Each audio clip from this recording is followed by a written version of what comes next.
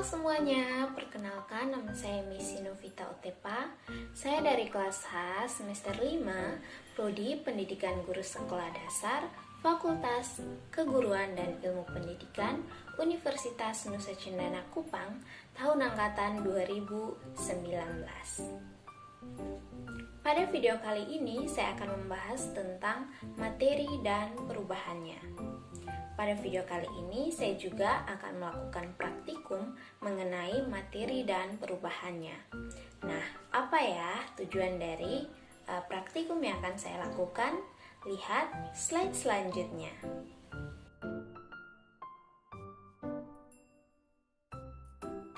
Nah, sebelum kita melakukan praktikum, kita lihat dulu teori yang mendasari praktikum ini.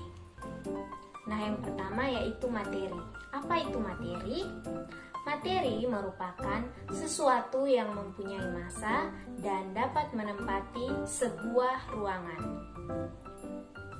Contohnya yaitu hand sanitizer ini, yang memiliki massa dan juga menempati sebuah ruang, yaitu ruang di dalam botol ini. Nah, perlu diketahui bahwa tidak semua materi dapat dilihat atau disentuh. Contohnya yaitu udara. Nah, lalu bagaimana cara kita untuk mengetahui bahwa udara ini menempati ruang? Ya, caranya yaitu kita dapat menggunakan balon. Nah, caranya kita meniupkan udara atau kita memasukkan udara ke dalam balon dan kemudian balon itu akan mengembang. Nah, balon yang mengembang ini menunjukkan atau membuktikan bahwa udara itu menempati ruangan di dalam balon. Nah, teman-teman semua, kita ketahui bersama bahwa berdasarkan wujudnya, materi dibagi menjadi 3 bagian. Yang pertama yaitu zat padat, zat cair, dan zat gas. Nah, apa saja contoh dari ketiga zat ini? Yang pertama yaitu zat padat. Zat padat contohnya yaitu beberapa jenis logam, misalnya besi, emas, tembaga, dan seng. Yang kedua yaitu zat cair. Zat cair contohnya air, minyak, bensin, dan sirup. Yang terakhir yaitu contoh dari zat gas. Contohnya yaitu udara, asap, dan uap air. Perbedaan masing-masing wujud materi dapat kita lihat pada tabel berikut ini. Berdasarkan susunannya, materi yang ada di alam ini dapat diklasifikasikan atau dapat dibedakan menjadi zat tunggal dan campuran. Zat tunggal dibedakan menjadi 2, yaitu unsur dan senyawa. Apa itu unsur? Unsur adalah zat tunggal yang tidak dapat dibagi lagi menjadi bagian-bagian yang lebih sederhana dengan proses kimia biasa dan akan tetap mempertahankan karakteristik asli dari unsur tersebut. Misalnya, sebongkah emas apabila kita bagi terus-menerus sampai bagian yang terkecil akan menjadi atom emas. Nah, berbagai jenis unsur dapat kita lihat pada tabel periodik di atas. Apa itu senyawa? Senyawa adalah zat tunggal atau murni yang dapat diuraikan secara kimia menjadi 2 zat atau lebih. Contohnya, dalam kehidupan sehari-hari kita sering menggunakan beragam senyawa, yaitu air, gula, garam, asam cuka, dan juga beberapa jenis bahan lainnya. Apa itu campuran? Campuran merupakan suatu materi yang terdiri atas dua zat atau lebih yang masih mempunyai sifat zat asalnya dan tidak mempunyai komposisi yang tetap. Contohnya yaitu susu coklat, air sungai, udara, batuan, garam beriodium, dan beberapa paduan logam. Campuran dibedakan menjadi dua, yaitu campuran homogen dan campuran heterogen. Apa itu campuran homogen? Campuran homogen adalah campuran yang tidak dapat dibedakan zat-zat yang tercampur di dalamnya. Contohnya yaitu larutan gula, larutan garam, dan sirup. Campuran homogen juga disebut sebagai larutan. Larutan tersusun atas pelarut atau solvent dan zat terlarut atau solut. Pelarut yang banyak digunakan adalah air. Nah, larutan dikelompokkan lagi menjadi beberapa bagian, yaitu larutan yang bersifat asam, basah, atau garam. Campuran heterogen adalah campuran yang terjadi karena zat yang tidak dapat bercampur satu dengan lainnya secara sempurna, sehingga masih dapat dikenali zat penyusunnya. Contohnya yaitu campuran antara pasir dan air. Nah, teman-teman semua, kita ketahui bersama bahwa benda-benda yang kita kenal dalam kehidupan kita sehari-hari mengalami perubahan. Nah, perubahan ini bisa saja perubahan yang langsung atau yang dapat kita amati secara langsung. Misalnya, yaitu pada pembakaran kertas dan juga pada pembakaran kayu. Kemudian ada juga perubahan yang tidak dapat kita amati secara langsung atau yang memerlukan waktu yang lama dalam proses perubahannya. Misalnya yaitu proses pengkaratan pada besi atau proses pembusukan makanan.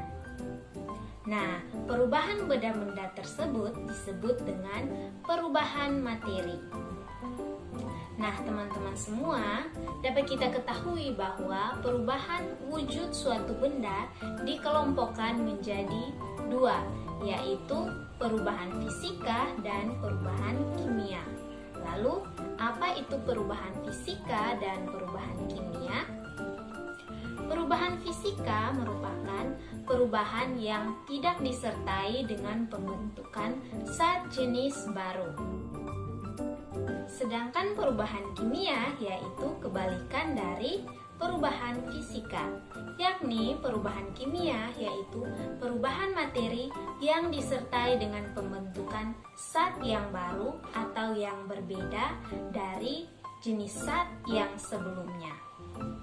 Nah, mudah ya untuk mengingatnya dan membedakan antara perubahan fisika dan perubahan kimia. Perbedaan antara perubahan fisika dan kimia dapat dilihat pada tabel di atas. Nah, setelah kita mengetahui teori-teori yang mendasari praktikum ini, selanjutnya kita akan langsung melakukan praktikum sederhananya. Nah, dalam praktikum ini, alat dan bahan yang saya gunakan adalah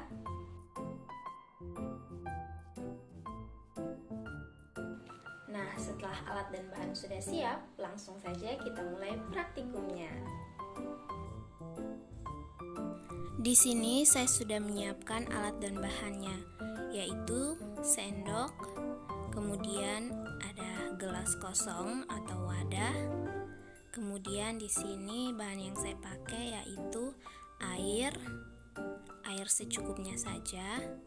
Kemudian ada minyak goreng secukupnya juga.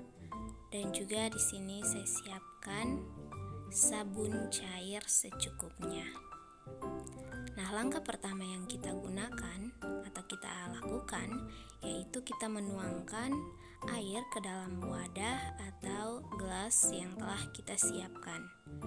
Nah, di sini saya tuangkan 10 sendok air.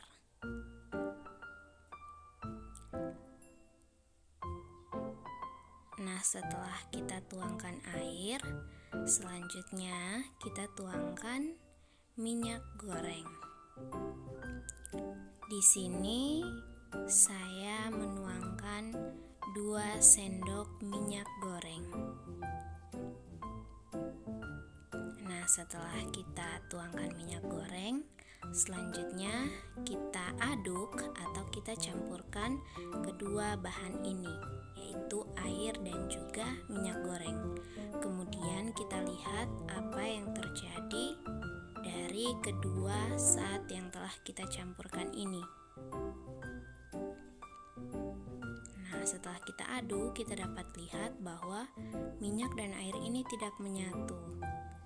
Minyak berada di atas atau terapung di atas, dan air berada di bawah. Setelah kita aduk lagi, tetap saja minyak dan air ini tidak menyatu. Dapat teman-teman lihat videonya. Nah, bagaimana cara kita untuk menyatukan air dan minyak? Kita dapat menggunakan sabun cair. Kita dapat menuangkan 1 sendok atau 2 sendok sabun cair ke dalam campuran air dan juga minyak goreng. Selanjutnya kita aduk secara perlahan. Dapat dilihat di situ terjadi perubahan warna. Yang tadinya bening, di sini berubah menjadi warna putih. Dan dapat dilihat di sini air dan minyaknya menyatu. Tidak lagi terpisah, minyak di atas dan air di bawah, tetapi di sini menyatu.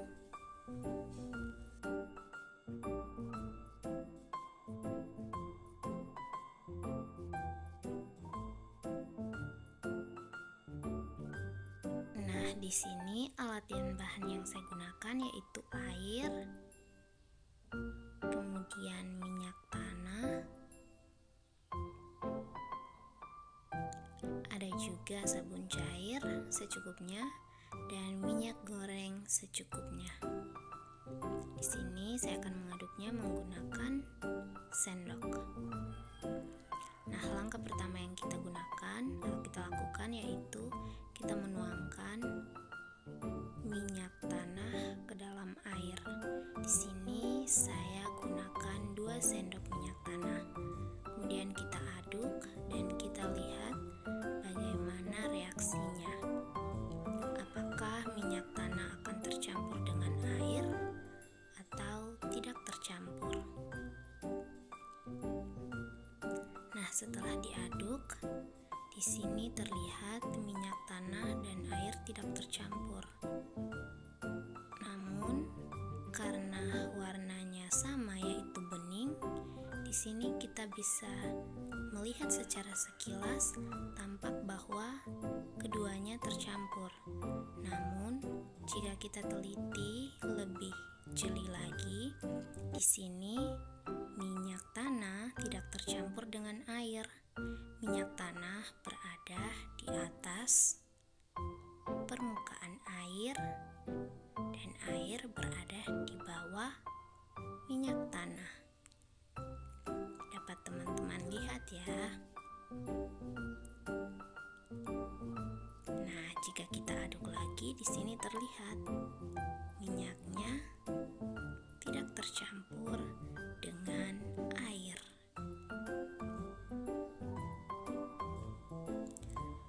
Nah, selanjutnya kita tuangkan dengan minyak goreng. Kita lihat apakah minyak tanah, minyak goreng, dan air akan tercampur atau tidak tercampur juga. Nah, setelah diaduk, kita dapat amati perubahan yang terjadi. Di sini minyak tanah dan minyak goreng menyatu, dan mereka berada di atas atau berada di permukaan. Sedangkan air tidak menyatu dengan kedua minyak ini, dan air berada di bawah atau di dasar. Nah, kita akan buktikan apakah ketiga campuran ini dapat menyatu jika kita tambahkan dengan sabun cair. Di sini saya gunakan 2 sendok sabun cair. Kemudian kita aduk. Di sini terjadi perubahan warna. Dari yang tadinya warna bening dengan sedikit warna kuning dari minyak goreng, di sini berubah menjadi warna putih. Dan dapat kita lihat sama-sama bahwa air, minyak tanah, dan minyak goreng menjadi satu.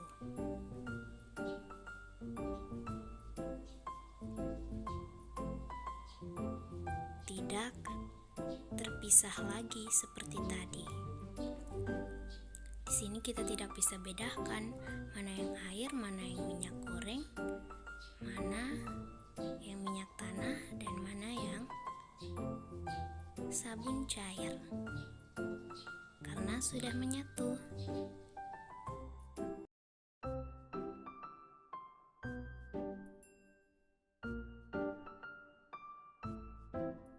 Nah, di sini saya siapkan sendok, air secukupnya, kemudian campuran dari air, minyak goreng, minyak tanah, dan juga sabun cair, dan saya gunakan garam secukupnya. Langkah pertama yaitu kita tuangkan garam ke dalam air. Garam secukupnya saja. Kemudian kita aduk. Kemudian kita lihat apa yang terjadi. Apakah garam akan tercampur dengan air atau tidak?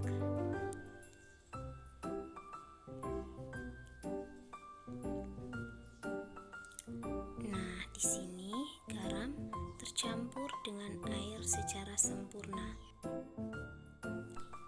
Selanjutnya, kita campurkan garam ke dalam